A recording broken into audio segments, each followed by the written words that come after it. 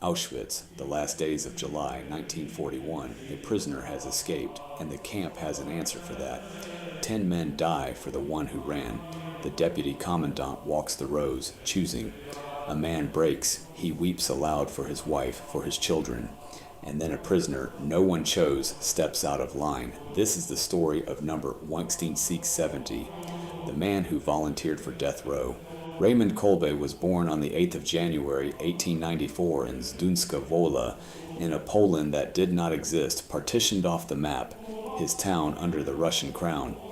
His parents were poor weavers and devout. The loom in the front room, the icon of the Virgin over it.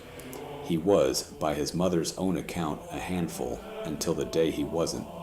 Years later, she told what he had confided, that after she asked him, in exasperation, what would ever become of him, the boy took the question to the church and asked the Mother of God herself.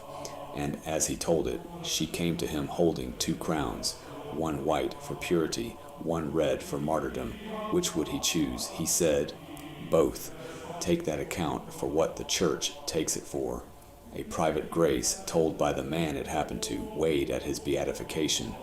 But mark what cannot be disputed. The whole shape of his life bent toward those 2 crowns like iron filings toward a magnet. At 13, the story goes, hidden in a hay cart, he crossed a border to enter the conventual Franciscans. At 16, he took the habit and a new name, Maximilian. In Rome, they found the young friar was a mathematical mind. He sketched designs for spacecraft in his notebooks, half a century early. But in 1917, watching anti-clerical demonstrations flood the streets of Rome itself, he answered with something else. He founded the Militia Immaculatae, the Knights of the Immaculate. Men enlisted his word as instruments in the hands of Mary to win every soul on earth for her son. Ordained a priest in 1918, he came home the next year to a free Poland already carrying the disease that would shadow him for life, tuberculosis. It cost him the use of one lung. His brothers thought him too frail for any great work. They were about to be spectacularly wrong. What Father Maximilian built next, he built with a beggar's budget and one working lung. A magazine first, The Night of the Immaculate, begun in 1922 on money he did not have, for readers who did not yet exist. By the late 1930s, the accounts of the movement put its circulation near 1 million copies. Then, in 1927, on donated land west of Warsaw, he founded a friary and named it Niepokalanów, the City of the Immaculate. It grew into what has been called the largest religious house in the world. By 1939, close to 800 men, friars running printing presses, a daily paper, a fire brigade, and one of the first Catholic radio stations in Poland. He was licensed as an amateur radio operator. He dreamed aloud of films, of every modern instrument the age could offer, aimed at heaven. Understand the doctrine under the machinery, because the man was precise about it. His consecration to Mary was never worship of her. Kolbe's whole theology moves through the Immaculata to Jesus, never stopping at her. Her only recorded command is the Church's compass. Do whatever he tells you. Kolbe simply took her at her word, totally, and when his superiors sent him east in 1930, he did it again from nothing. Nagasaki, Japan. Within a month, he was printing The Night in Japanese. He built his friary not in the fashionable quarter, but on the back slope of a mountain, a sight men questioned at the time. 15 years later, when the atomic bomb burned Nagasaki off the earth, the mountain stood between the friary and the fire, and the house of the Immaculate survived. By 1936, his lungs were failing again, and his order called him home, and set him back over Niepokalanów. History was already loading the gun. September 1939, the Reich invaded Poland, and Niepokalanów, the city built to print the gospel, became a city of refuge. The friars sheltered thousands of the displaced. The figures handed down run to some 1,500 Jews among them, hidden, fed, and clothed by men in habits who knew exactly what that hospitality cost under the occupation. The presses ran while they could. In the last wartime issue of The Night, Kolbe set down a line the regime could not forgive because it was aimed at the whole machinery of the age. No one in the world can change truth. On the 17th of February 1941, the Gestapo came for him. Pauiak prison first, where the accounts of his fellow prisoners tell it, he answered the mockery of his habit with calm. And then, on the 28th of May, the gates of Auschwitz. They took his name and gave him a number, 670. They gave priests the harshest details, hauling timber, hauling stone for the crematorium wall. Survivors testified later, under oath at his cause, to what he did with what remained of him. He heard confessions in the dark of the barracks at night. He gave away rations he could not spare. He told the men beside him, men being starved into animals, that hatred is not creative, only love is. The camp pressed one thesis, that every man pressed hard enough becomes a beast. Number 16670 was about to break the machine's one article of faith. At the end of July 1941, a prisoner from Kolbe's block escaped. The camp's answer was arithmetic, 10 lives for one. Deputy Commandant Karl Fritsch walked the ranks of Block 14 and chose the 10 for the starvation bunker, an underground cell, no food, no water until death.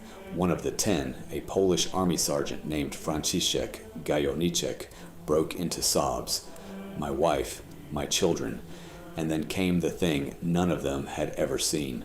A prisoner stepped out of the ranks, removed his cap, and stood before Fritsch. Witnesses remember the officer's contempt. What does this Polish pig want? And remember the prisoner pointing at the weeping man and asking calmly to take his place. Asked who he was, he answered with 5 words, I am a Catholic priest. Hold that. He did not say his name, titles, learning, the presses, the friaries, none of it. In the one sentence that would purchase his death, he gave only the thing Christ had made him. The exchange was allowed. Gajowniczek returned to the ranks. Kolbe walked with the 9 to the basement of Block 11, the death block. They were stripped and sealed in. What we know of the days that followed comes from an eyewitness, Bruno Borgowiec, the prisoner assigned to attend that corridor, who survived and set it down.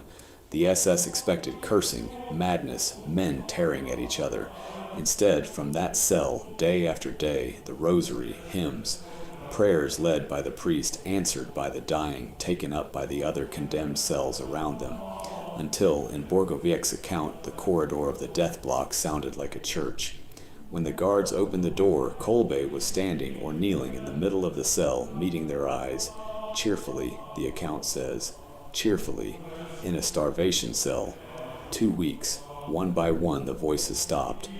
On the 14th of August 1941, 4 were still alive and the cell was needed. The executioner came with a syringe of carbolic acid. Kolbe, the last conscious, raised his own arm to him. He was 47. The next day, the feast of the Assumption of Mary, his body was burned in the ovens, and the man who had given everything to the Immaculata was scattered as ash on her feast. Be precise here, because precision is reverence. He did not seek death, and the Church does not canonize despair. No one took his life from him in that square. He laid it down, which is another thing entirely. That is not suicide, it is the exact shape of John 15:13. No one has greater love than this, to lay down one's life for one's friends. He was not the Redeemer. He was a man who had watched the Redeemer long enough to move like him. Franciszek Gajowniczek survived Auschwitz. He lived to be 93, and for more than 50 years, in his own words, as long as he had breath, he considered it his duty to tell the world what the priest had done. He was there in 1971 when Paul VI beatified Maximilian Kolbe, beatified carefully as a confessor, while the theologians still argued whether a death like his was martyrdom.